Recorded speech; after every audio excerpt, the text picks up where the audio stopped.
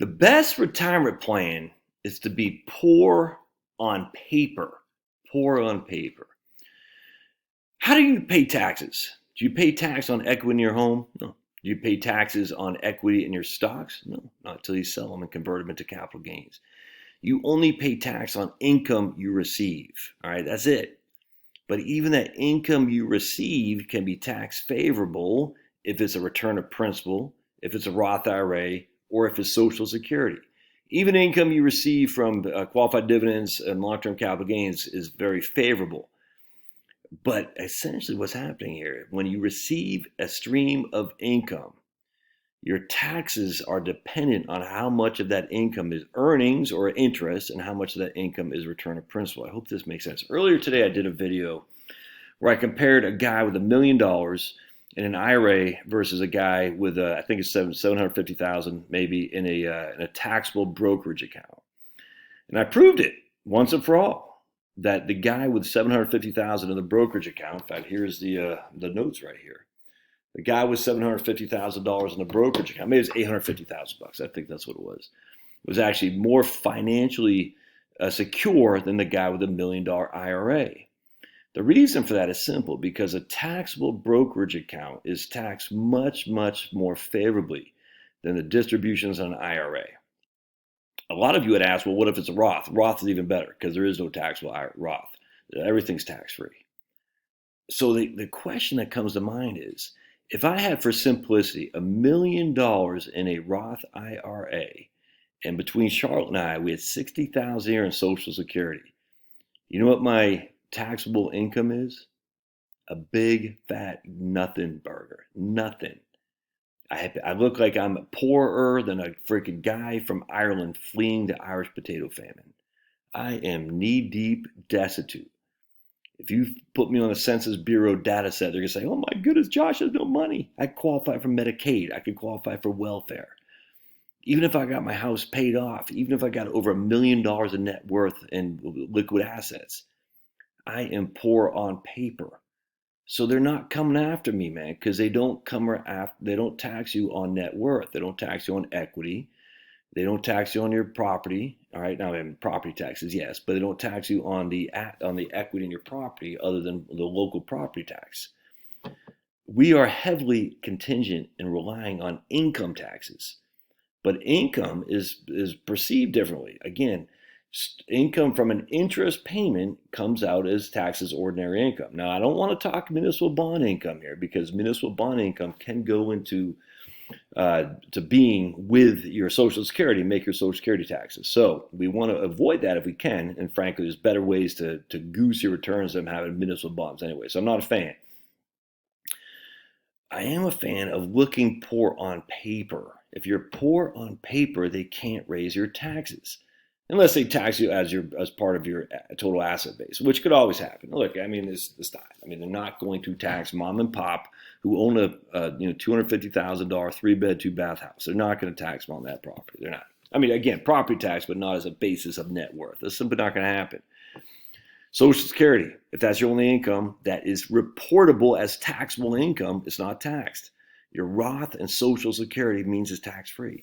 But here's the freaking true benefit. So many people get caught up, and I think they make this huge mistake. They say, well, Josh, I'll be better off if I do this and that and this. I'm like, look, basic psychology says I am willing, if I have income today from a job, I'm more able to pay higher taxes today because I'm secure in my job, and it doesn't stress me out as much anymore as it does when I'm retired and don't have income coming in. So let me tell you what I'm talking about.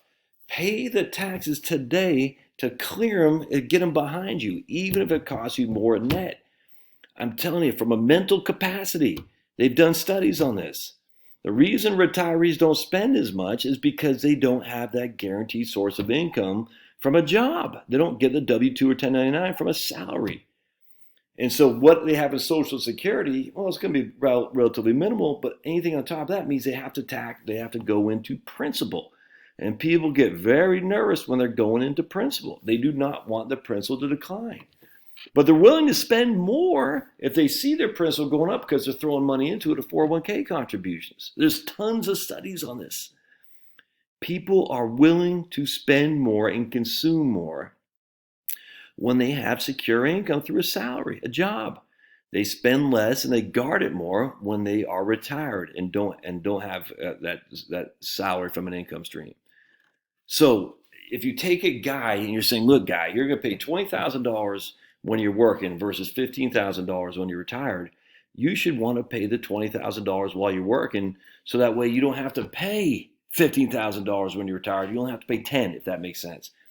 Because even though you pay less when you're retired, it still is more psychologically damaging because you've got to pay it from assets, which are going to be depleted. And you don't want to see those assets depleting because you can't go back to work. You're too old.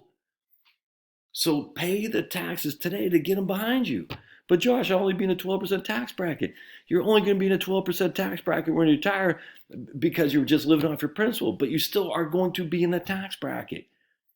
We don't want you to pay the taxes. We want you to pay it now while you have a secure, stable job. That way you don't have to worry about it again. That's why I don't like this whole thing. Like, I got to do these spreadsheets to prove that if I do Roth conversions or I don't do a 401k contribution, I'll pay $100 more in taxes later on today than I would if I did all that. Yes, but you're putting it into the future.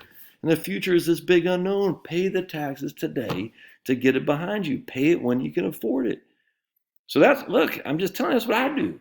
I don't do any pre-tax money. It all goes to my VTI and my M1 account, post-tax. Why? Because I want that. I want to pay the taxes now and get it behind me. That way, in the future, if I don't have an income stream, I don't get hit with a huge tax burden. I cannot tell you. That's happened to me. In 2018, I had no income because I quit my crappy little job. I took big money out of my IRA. Oh, not only did I have I took 130,000 out. So not only did I have to pay whatever that was, I only had $28,000 of income, but I took 100,000 out from my IRA. So I had total $128,000 of income. I had a 22% tax bracket. I had no income though. So I had to take more out from my IRA to pay the taxes that I had to take the money out to live on. On top of the fact, I had a 10% penalty too. You want to be poor on paper. You don't want to show taxable income. You want to show, you want your 1040 to look like you've got no money. And that way you can qualify for programs too if they're available to you.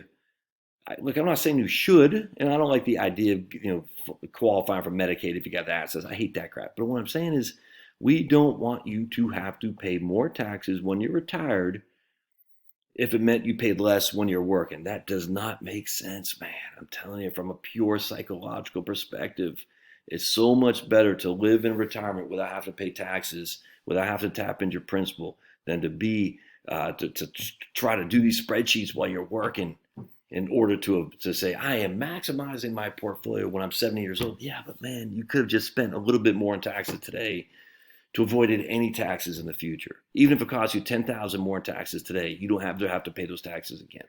Which means even if you only save $8,000 in the future, you're still going to save $8,000 in the future when you don't have a job, when you don't have an income, when you can't go back to work. If the markets decline, you're relying on the markets.